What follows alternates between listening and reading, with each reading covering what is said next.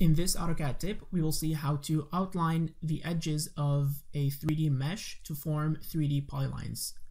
So the first thing to do is to make sure that you have your 3D mesh in one drawing, and then type in the command line XEDGES.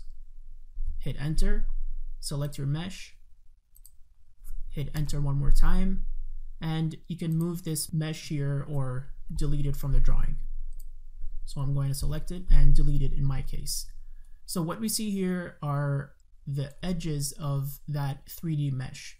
So these are actually 3D polylines which represent the outline of that deleted mesh. So what we can do here is manipulate these 3D polylines to form a completely different mesh, or to use this data for any other operation.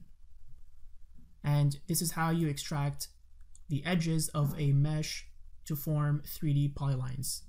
Thank you for watching.